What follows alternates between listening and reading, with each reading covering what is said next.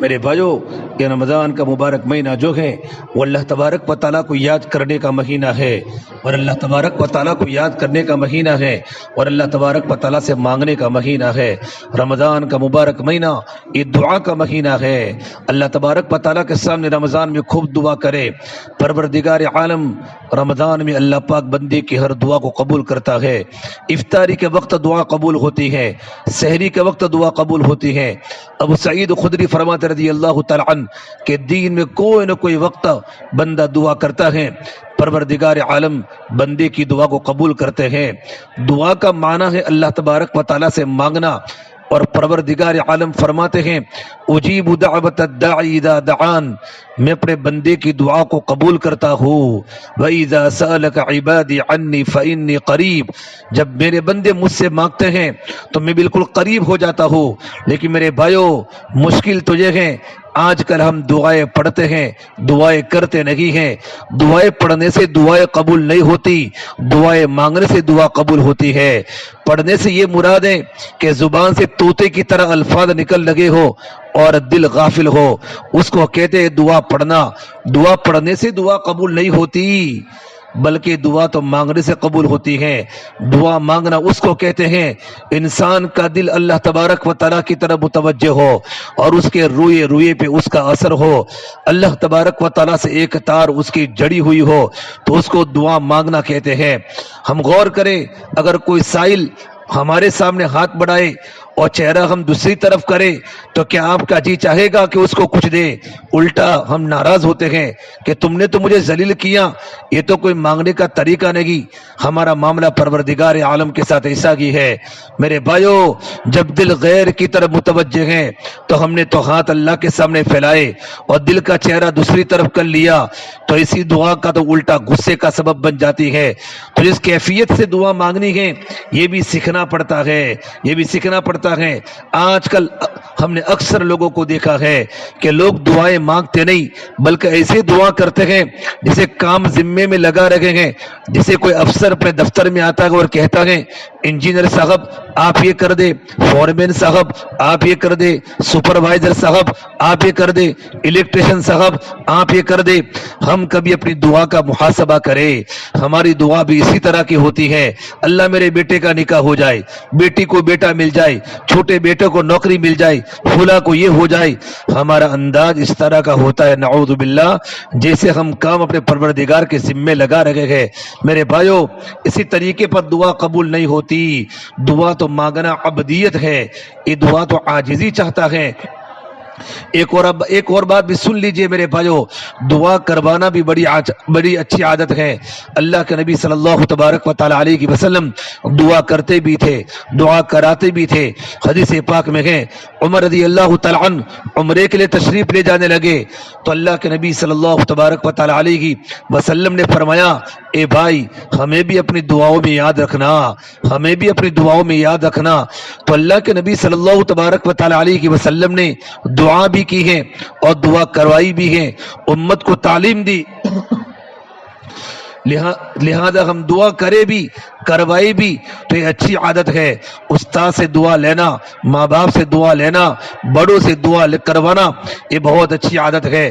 لیکن میرے بھائیو، اس سے بھی زیادہ اچھی ایک اور عادت ہے، وہ ہے کہ دعائیں کروانے کے بجائے دعائیں لینے والے بنا کرے، دعائیں لینے والے بنا کرے۔ دعا کروانا تو عام ہو گیا، امی دعا کرے، استاد جی دعا کرے، حضرت آپ دعا کرے، یہ ہو گیا دعا کروانا۔ اور دعا لینا اس کو کہتے ہیں انسان اتنا اچھا طالب علم بنے استاد دیکھے تو دل سے دعا نکلے، اتنا اچھا سالک بنے کہ شیخ دیکھے تو دل سے دعا نکلے، اتنا اچھا فرما بردار بیٹا بنے کہ ماں دیکھے تو دل سے دعائیں نکلے۔ جو آدمی دعائیں لینے والا بن جاتا ہے اس پر اللہ کی رحمتوں کے در کھل جاتے ہیں۔ نوجوان بچے دعائیں لینے والے بنے، اس لیے کہ اللہ کے دروازے پر آنے میں دیر ہوتی ہے، اللہ تعالیٰ کے دروازے سے ملنے میں دیر نہیں ہوا کرتی۔ حدیث مبارکہ میں ہے من سأل اللہ الشہاد بصدق بلغ اللہ منازل الشہداء وإن مات على فراشہ. حدیث پاک میں ہے جس آدمی کے دل میں شہادت کی تمنا ہوگی اور وہ دعا مانگتا ہوگا اگرچہ اس کو بستر پر موت آئی پروردگار عالم اس کو قیامت کے دن شہید کا مقام عطا فرمائیں گے.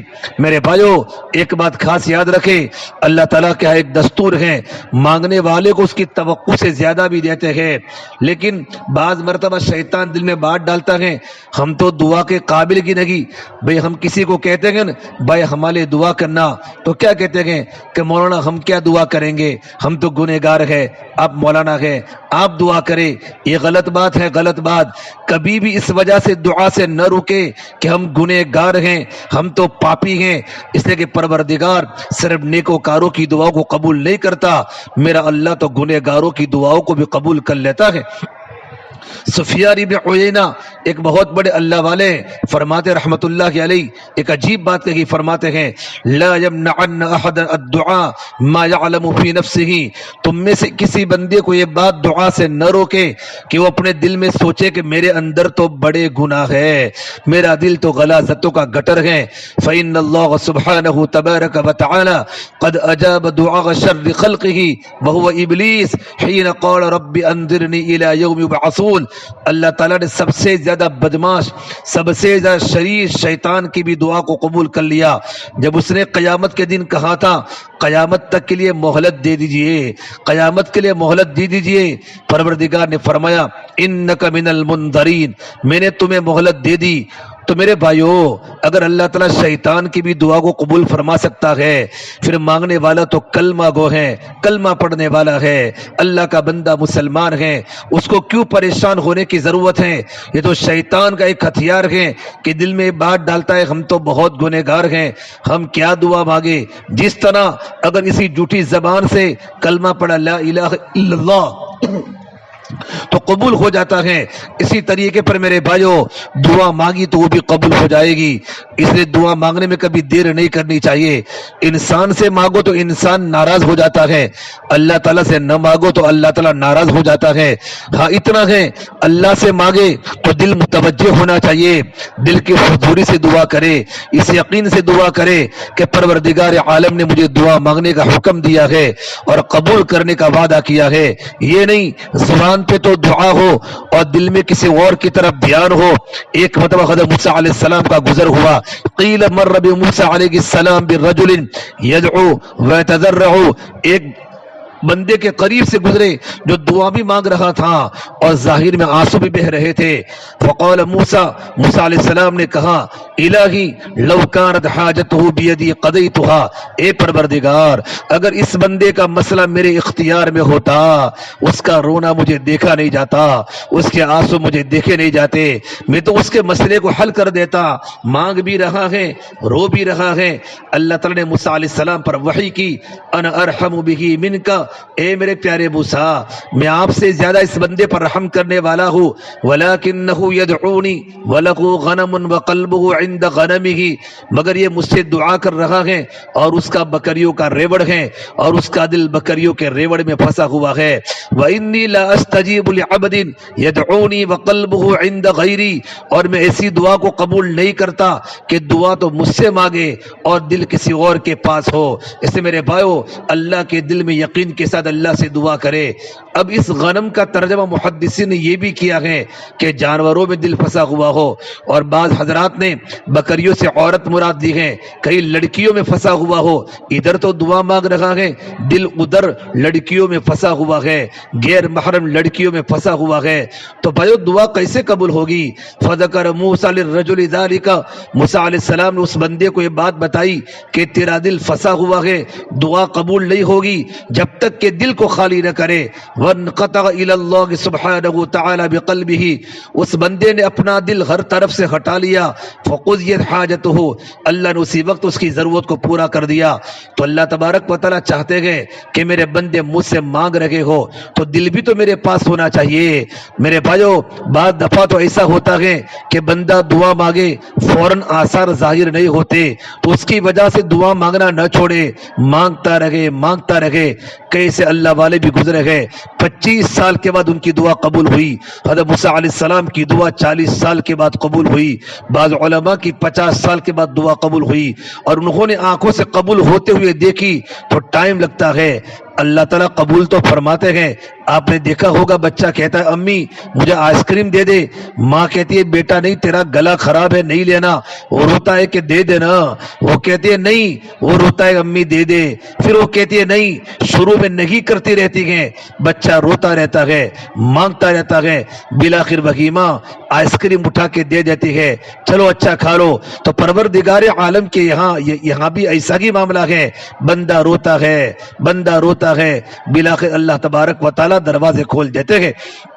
بڑی پیاری حدیث میں آپ کو سناؤں، فرما اللہ کے نبی صلی اللہ تبارک و تعالی علیہ وسلم نے قسم اس پاک ذات کی جس کے قبضے میری جان ہے، والذی نفسی بیدہ ان العبد لیدعو اللہ تعالی وہو علیہ غضبان، بندہ اللہ تعالیٰ سے دعا مانگتا ہے اور اللہ تبارک و تعالی بندہ اللہ تبارک و تعالی سے دعا مانگتا ہے اور اللہ تبارک و تعالی بندے کی دعا کو قبول کرتا ہے، اللہ تعالیٰ قبول کرتا ہے۔ لیکن بندہ اللہ سے دعا کرتا ہے اور اللہ اگر بندے سے ناراض ہوتے ہیں وَيَعْرِضُ عَنْهُ، اللہ اعراض فرماتے ہیں، اس کی دعا قبول نہیں کرتے، ثُمَّ يَدْعُو، وہ بندہ پھر دعا مانگتا ہے، فَيُعْرِضُ عَنْهُ، اللہ پھر اعراض فرماتے ہیں، ثُمَّ يَدْعُو، پھر وہ مانگتا ہے، فَيُعْرِضُ عَنْهُ، اللہ پھر اعراض کرتے ہیں، ثُمَّ يَدْعُو، جب چوتھی دفعہ مانگتا ہے، فَيَقُولُ اللَّهُ تَعَالَى لِلْمَلَائِكَةِ، اللہ فرشتوں سے فرماتے ہیں، ابا عبدی ان يدعو غیری، لگتا ہے اس بندے نے طے کر لیا ہے میرے غیر سے نگی مجھ ہی سے مانگتا رہے گا،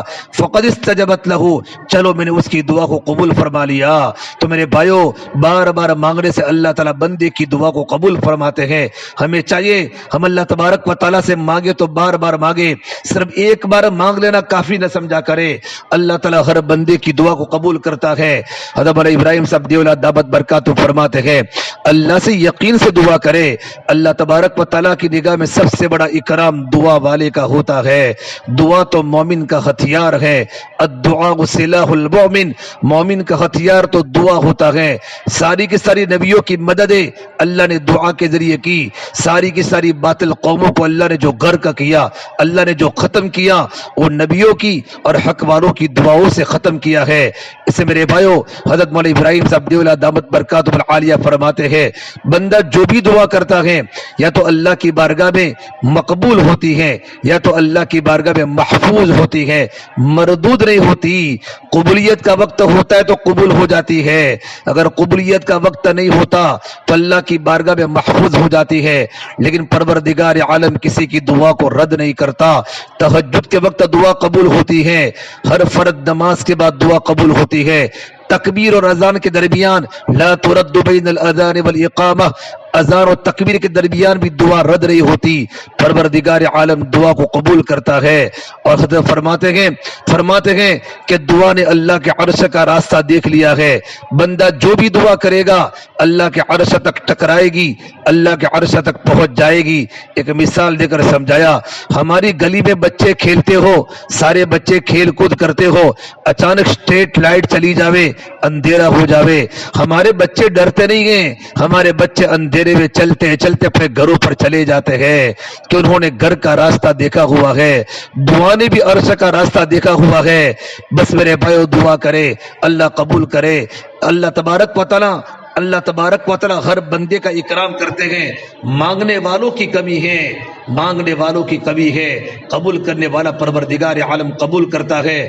رمضان کے مہینے میں اور تہجد کے وقت بھی پورا دین اللہ کی طرف سے ندا آتی ہے، حل من مستغفرین، ہے کوئی مغفرت چاہنے والا میں اس کے گناہوں کو معاف کروں، حل من مسترزق فارزق له، ہے کوئی رزق کو طلب کرنے والا میں اس کے رزق کو عطا فروں، حل من مبتلا فعافی، ہے کوئی تکلیفوں کا مارا ہوا، دکھوں کا مارا ہوا پریشان میں اس کے پریشانی کو دور کرو۔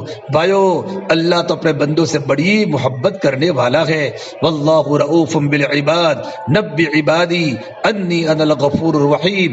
اس لیے ہم رمضان کے مبارک مہینے میں اللہ سے خوب دعا کرے، بلکہ رمضان کے علاوہ بھی دین میں کچھ وقت اللہ سے مستقل مانگنے کا نکالی یکسوئی کے ساتھ، پھر دیکھو